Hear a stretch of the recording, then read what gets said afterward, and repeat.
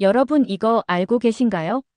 부산 범천동 중앙시장 옥상에는 마을이 있다고 합니다. 보통 시장이라고 하면 떠오르는 모습이 있습니다. 1층에는 채소 가게가 있고 옆에는 생선 가게가 있고 어딘가에서는 국밥 냄새가 나고 사람들이 오가며 북적거리는 그런 풍경 말이죠. 그런데 우리나라에는 정말로 시장 옥상에 사람들이 살던 마을이 있었던 곳이 있습니다. 바로 부산의 범천동에 있는 중앙시장 이야기입니다. 이 시장은 단순한 재래시장이 아니라 꽤 오래된 역사를 가지고 있습니다. 이곳은 1960년대 후반에 형성된 시장으로 당시에는 군부대 차량 창고를 활용해 상가 건물이 만들어지면서 시장이 형성되었습니다. 이후 상인들이 하나둘 모여들면서 자연스럽게 큰 재래시장으로 성장하게 되었죠. 그런데 여기서 아주 독특한 일이 벌어집니다. 시장이 커지면서 상인들이 가게 근처에서 살고 싶다는 생각을 하게 된 겁니다.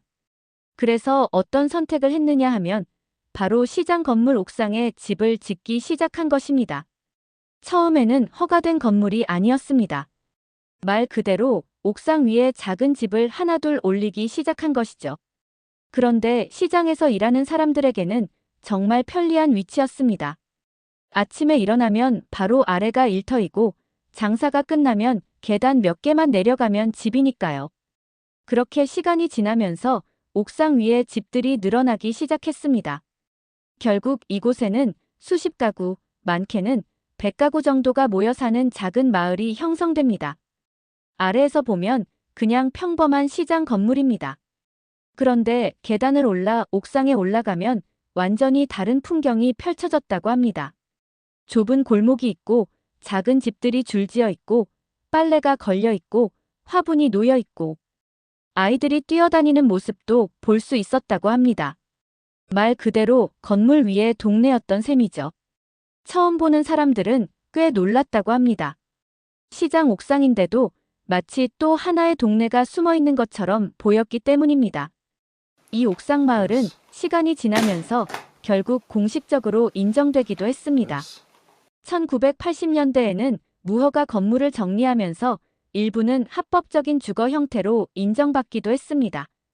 하지만 도시가 계속 개발되고 건물이 재건축되면서 옛 모습의 옥상 마을은 점점 사라지게 됩니다. 시장도 현대식 건물로 바뀌고 주변 환경도 크게 달라졌죠. 지금은 예전처럼 큰 옥상 마을을 직접 보기는 어렵지만 부산 사람들 사이에서는 꽤 유명한 도시 이야기로 남아 있습니다. 예전에 방송 프로그램에서도 소개되면서 많은 사람들이 시장 위에 마을이 있다는 사실을 알게 되었다고 합니다. 이 이야기가 재미있는 이유는 단순히 특이한 풍경 때문만은 아닙니다. 사실 이 속에는 도시가 만들어지는 과정이 그대로 담겨 있습니다. 1960, 70년대 우리나라 도시는 매우 빠르게 성장했습니다. 사람들은 일자리를 찾아 도시로 몰려들었고 주거 공간은 늘 부족했습니다.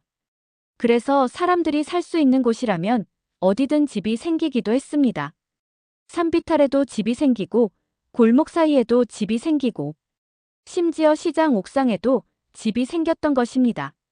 이런 사례는 사실 세계 여러 도시에서도 찾아볼 수 있습니다.